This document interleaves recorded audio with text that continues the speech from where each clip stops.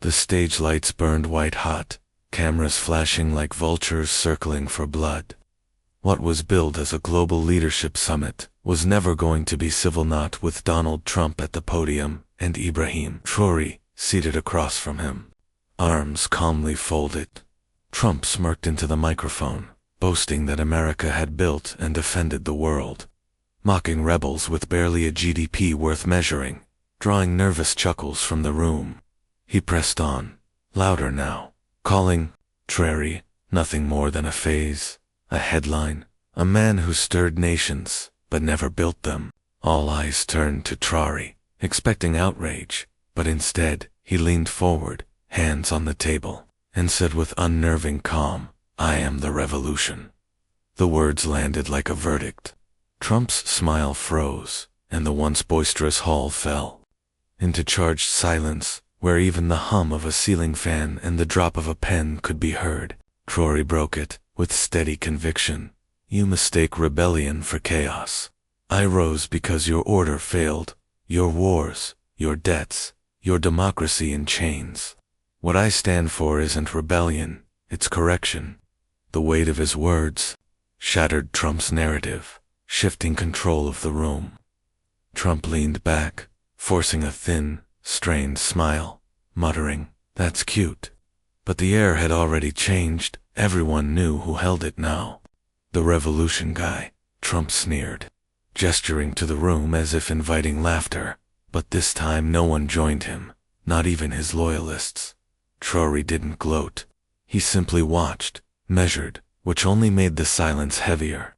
Clearing his throat, Trump tried again, louder. "I don't know what kind of revolution you're leading, but in America we lead with results, not speeches. We don't tear down systems, we perfect them." Traoré leaned into the mic, unflinching. "You perfected control. We're restoring freedom." The words rippled through the hall, ministers frowning, delegates leaning forward, even American staffers scribbling notes. Trump scoffed, jaw tightening. "Freedom. You call seizing power freedom? You shut down opposition." Traoré tilted his head, the faintest smirk forming. "You call it opposition. I call it foreign interference, dressed up as NGOs and think tanks. We shut down puppets, not voices." That line shifted the room. Not an eruption, but a palpable mental turn. The power map Trump had long relied upon was bending, credibility slipping into new hands. Traoré wasn't shouting, he was dismantling with poise, precision, and ease. Trump, unaccustomed to being outmaneuvered without a fight, shuffled his notes, desperate to regain ground. "You know, a few years ago no one outside Africa even knew your name. Now you act like you run the place." Traoré's reply came calm, steady. "I don't need the world to know my name. I need my people to know their worth." The simplicity cut deeper than any slogan. No pomp, no posture, just truth that stripped away the gloss of global politics. Trump leaned in, his voice sharp. "Don't lecture me on worth. I've built things, real things. Skyscrapers, businesses, an economy. What have you built? Anger, uprisings." Traoré's reply was steady. "I've built what you never dared, self-respect in the rubble you left behind." The air shifted. Trump's jaw tightened. "So what? Now you're some kind of anti-imperial saint. Please. You used force to seize power." Traoré didn't flinch. "So did your founding fathers." The blow landed not like a punch, but like a mirror too close to ignore. The crowd stirred, whispers rising. A BBC reporter muttered, "He's not defending. He's rewriting the field." Trump gestured wildly. "You act like the world owes you something." Traoré finally smiled, cold, deliberate. "No, I act like the debt collectors are no longer in charge." The room froze. In 3 exchanges, the script had shifted from debate to indictment. Trump pressed on, finger jabbing. "You throw around buzzwords, freedom, colonialism, revolution, bet when the food runs out, when the lights go off, when your banks freeze, who do your people call?" Traoré's answer was instant. "Not you, not anymore. A sharp inhale rippled across the hall. Even Trump paused, caught off guard by the speed of the strike. Traoré leaned forward, voice cutting. You talk like you're the world's emergency number, but half the time, the fire was started by you. The line didn't just detonate, rewired the room. Trump pointed again, his voice straining to regain control. We've saved countries. We've fed millions. And you sit there with your arms folded, pretending history started with you. Traoré leaned forward, calm and deliberate. History started the moment we stopped asking you to write it. The silence that followed wasn't respected, was recognition that the shift was real. Traoré wasn't reacting anymore, he was directing. Trump scoffed. Let's not pretend your revolution runs on air. You still trade in our markets. You still use our dollars. Traoré nodded. Yes, for now, but not forever. Even Rome got in voices. Laughter rippled not at him, but around him. He wasn't just sparring with Trump. He was cracking the foundations of assumptions left unchallenged for decades. Trump clenched his teeth. So, what's the end game? You want to burn the system down? Traoré's answer was instant. No. I want to stop pretending your system is the only one. That was the real threat, not war, but vision, not destruction, but replacement.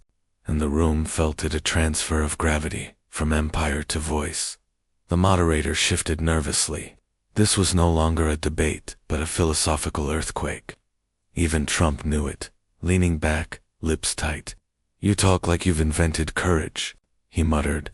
I've faced impeachment, riots, fake news, investigations. I've stood taller than most. Traoré's reply came low and lethal. You stood tall on a stage. I stood tall on soil my enemies tried to bury me under. The weight of it crushed the air. Trump waved a hand weakly. You think your fight is special? Every leader faces opposition. Real leadership isn't rebellion, it's results. Trump pressed. Traoré nodded.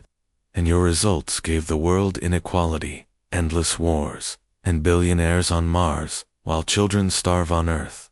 The line struck like a spear. You mistake noise for legacy, he continued. But legacy isn't what you shout, it's what survives you? Trump's eyes narrowed. And you think your name will survive? Your movement, Traoré's smile, was faint, steady. I don't care if they remember my name. I care if they remember they stood up. The simplicity carried more force than any slogan. Trump had built towers with his name in gold. Traoré was building something harder to erase: momentum. The room felt it. This wasn't about money, followers, or microphones. It was about meaning. Trump pushed again. You think you're righteous, but you're naive. The world's dangerous. It needs power. Traoré's reply was cold, precise. No, the world needs protection from the powerful. The words hung in the air like a storm cloud, dense, electric. Waiting to break in for once, Trump had nothing sharp enough to slice through. His rhythm, that old rhythm of insult, deflect, dominate, was broken. He shifted in his chair, restless, as if the silence itself had turned against him. The audience, once predictable and obedient, was unreadable now, eyes fixed, breaths held, waiting not for his punchline, but for Traoré's stillness to speak. Trump jabbed at the quiet, scoffing that silence was emptiness, that it was a mask for weakness. The insult should have landed, but it only deepened the tension. And then Traoré leaned forward, slowly, deliberately, his voice calm, his words clean as a blade. Silence isn't weakness. It's knowing when words are wasted. Even the cameras seemed to freeze, as though the moment itself refused to move on. Trump laughed, too loud, trying to break the weight, but it fell flat, echoing against walls that no longer belonged to him. He pressed again, desperate. No plan, no answers, just slogans. But Traoré didn't flinch. He waited, then delivered the strike. Growth starts by stopping theft.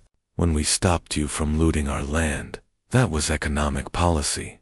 The hush that followed wasn't fear, it was authority. It was the kind of silence that rewrote the balance of the room. Trump lunged for old ground, claiming America had built the very system Traoré was standing on. But the younger man dismantled it in a single breath. You didn't build it. You inherited it, and guarded it, like a crown passed down, not earned. Footprints fade, roots don't. The audience flinched. The moderator fidgeted. The foundation of Trump's performance cracked. Still, he tried to reclaim the stage, insisting the world listen to him. That Traoré was only a guest in an arena shaped by American power. Traoré's eyes didn't waver. The world listens to noise, but it remembers clarity. And I'm not a guest. I'm the reason the room matters. The words didn't just land, they shifted the air, reminding everyone present that leadership wasn't claimed by volume, but by vision. For a man addicted to headlines, Trump was watching the spotlight slip away, line by line, moment by moment. His voice rose in frustration, insisting he had built things, real things. Towers and policies and empires, while Traoré, in his eyes, had built nothing.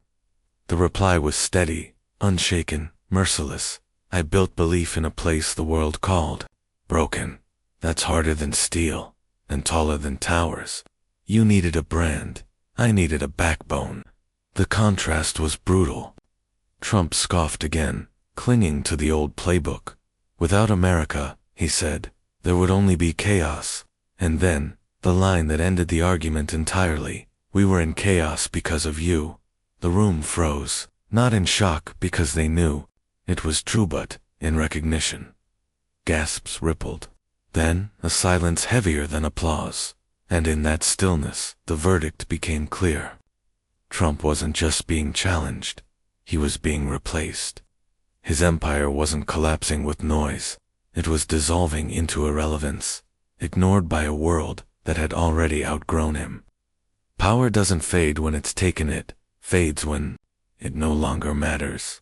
And that night, with calm words and unshakable presence, Traoré didn't just win a debate.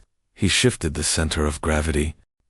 You talk like a builder, he finished, voice rising just once. But everything you built was on someone else's ground, and you wonder why it cracks. A stunned silence gripped the room.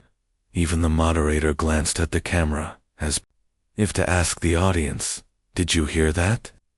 Trump looked shaken, not because he'd lost a debate, but because he'd lost the narrative.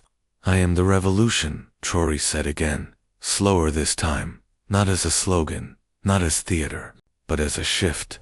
Leaning back, still composed, he added, this isn't about beating you, Mr. Trump. It's about ending the illusion that you still lead. The man known for silencing others was now watching his own voice shrink beneath someone else's. Truth. Trump adjusted his tie, fighting the weight of a room no longer orbiting him. You want to tear down everything we built. You want chaos. He shot back. No, Traoré replied evenly. I want clarity. Trump narrowed his eyes. Be honest, you resent us because you'll never have what we do. Traoré's voice was steady, sharp. You think I envy the thief because he has a mansion? I'd rather sleep on truth than dine on lies. The words froze the air. Trump rose to his feet, snapping, You're dangerous. Traoré didn't move. So was every man who reminded empires they weren't gods. The moderator tried to restore order, but Trump barked, No, he doesn't get to rewrite history just because he showed up late. Traoré rose slowly, powerfully. I didn't show up late. I was kept outside. The line hit harder than anything yet. And I didn't come here for your seat, he added, voice like steel. I came to show the world it doesn't need yours anymore. Trump barked a laugh, turning away. Let's see what happens without us.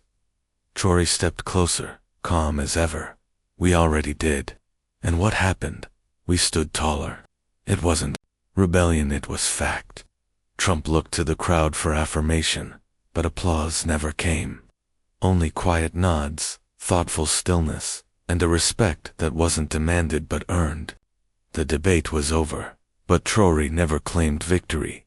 He simply walked out standing taller than when he entered. Trump kept talking, pacing, recycling lines that once drew cheers. But they no longer landed, because the crowd wasn't listening for volume anymore. They were listening for vision. By every rule of the old game, the post-debate spotlight should have been Trump's. The media machine was primed for him, cameras ready. Commentators rehearsed, headlines already drafted, yet none of it mattered. The narrative had shifted. Within minutes, the clip of Traoré declaring, "I didn't come for your seat. I came to show the world it doesn't need yours anymore," spread like wildfire. It wasn't just African networks amplifying it surged across American college forums, South American talk shows, even into European primetime. And people weren't cheering a takedown, they were celebrating clarity. Traoré hadn't attacked the man, he had dismantled the myth that cut deeper. Trump's team scrambled to regain control, blaming moderators, dismissing Traoré as playing the oppression card, even claiming the applause was staged. But none of it stuck, because this wasn't about winning an argument. Traoré had shifted the frame itself. He showed that presence doesn't require permission, that power doesn't need the blessing of the old order, that legacy isn't always something to honor. Sometimes it's something to confront. And across platforms, people felt it. The same caption echoed everywhere: "I am the revolution," not shouted with fists, but spoken with facts, with history reclaimed and futures reimagined. Conservative networks tried to spin it as arrogance, but younger viewers, especially outside the West, saw something else. He wasn't a man asking for a seat. He brought his own table, and with it, the storm. Traoré didn't wait for Trump's reply. He didn't gloat, didn't campaign, didn't linger. He walked off with the same quiet strength he carried in, leaving behind an old world gasping for relevance, and stepping toward a new one, finally ready to listen. Tonight wasn't just a debate between two men, but a collision between two worlds, one clinging to power, the other rising with purpose.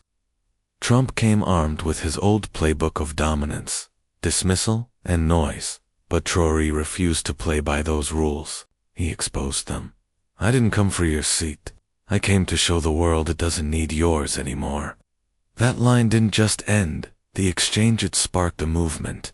This wasn't about left or right, west or east, but about the death of fear-based leadership and the rise of something deeper: dignity, truth, and conviction. Traoré didn't raise his voice, he raised the bar, and as the crowd fell silent, one truth became clear: revolutions don't always arrive with chaos. Sometimes they walk in quietly and rewrite the room.